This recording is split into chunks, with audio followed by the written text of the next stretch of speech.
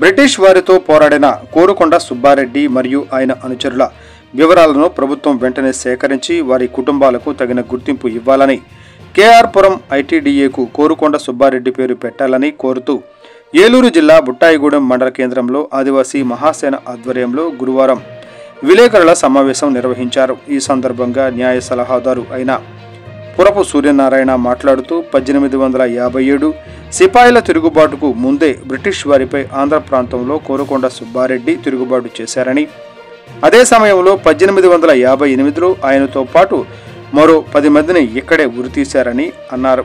అటువంటి త్యాగమూర్తుల కుటుంబాలకు గుర్తింపు లేకుండా పోయిందని, వారి కుటుంబాలు ఎక్కడ ఉన్నా వారిని ప్రభుత్వం ఆదుకోవాలని అన్నారు. ఈ కార్యక్రమంలో కోరుకొండ అబ్బాయిరెడ్డి, ఆదివాసీ మహాసేన అధ్యక్షులు మీడియం వెంకటస్వామి, రామాల యాకోబు, ముచ్చిక రంజిత కుమార్, మీడియం వెంకటేష్, ముచ్చిక భాస్కర్, కృష్ణంరాజు, దొర, పూణెం విష్ణు, గిన్నెపల్లి వెంకటరమణ, జ్యోత్స్న తదితరులు పాల్గొన్నారు. పోలవరంలో ఉరితీశారు. అలాగే 35 మందిని జీవిత ఖైదు విధించి గుంటూరు సెంట్రల్ జైలుకి పంపించారు. మరో 8 మందిని అండమాను ద్వీపాంతర శిక్ష పంపించారు. వీళ్ళలో కారుకొండ సుబ్బారెడ్డి గారి మీద అప్పట్లో 2500, ఇటు 1858లో 2500 రూపాయలు ఆయన ఆర్జీకి చెప్పిన వాళ్ళకి ఇస్తామని చెప్పేసి అప్పుడు బ్రిటిష్ ప్రభుత్వం ప్రకటించింది, ఆంగ్లేయులు.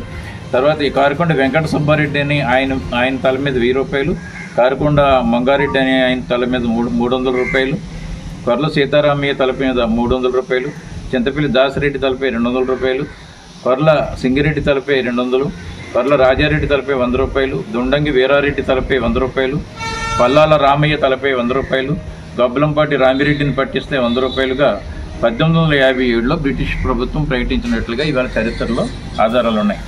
కానీ ఇంత చరిత్ర ఉన్నటువంటి వీళ్ళు, ఎందుకంటే చిన్న చిన్న శిక్షలు కాదు, వీళ్ళే ఉరి తీశారు. 10 మందిని, 35 మందిని జీవితగా తీశారు, 8 మందిని ఏమో అండమాన్ పంపించారు. ఇంత చరిత్ర ఉన్న వీళ్ళ వారసుల పరిస్థితి ఏంటి, ఆ కరుటూరు సుబ్బారెడ్డి వాళ్ళ వారసులు లేకపోతే వాళ్ళ కుటుంబ సభ్యుల పరిస్థితి ఏంటి, వీళ్ళకి ఇచ్చినటువంటి గుర్తింపు ఏంటి, ఇదంతా కూడా ఎక్కడ తర్వాత తరంలో ప్రభుత్వాలు పట్టించుకోలేదు.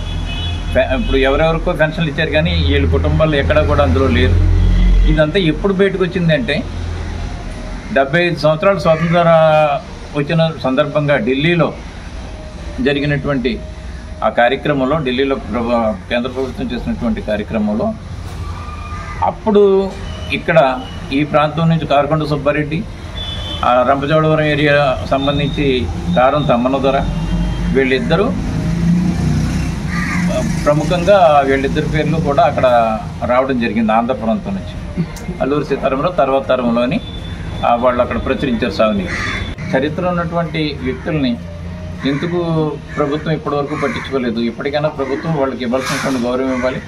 కేఆర్ పురం ఐటీడీఏకి ఆయన పేరు పెట్టాలి. మిగతా అనుచరులందరూ పరిస్థితులు ఏంటి, వాళ్ళ కుటుంబ సభ్యుల పరిస్థితి ఏంటి అనేది విచారణ జరిపించాలి. వాళ్ళందరినీ కూడా వెలుగులోకి తీసుకొచ్చి ఆయా కుటుంబాలకి తగిన గుర్తింపు ఇవ్వాలని చెప్పేసి ఆదివాసీ మహాసభగా మేము డిమాండ్ చేస్తున్నాం.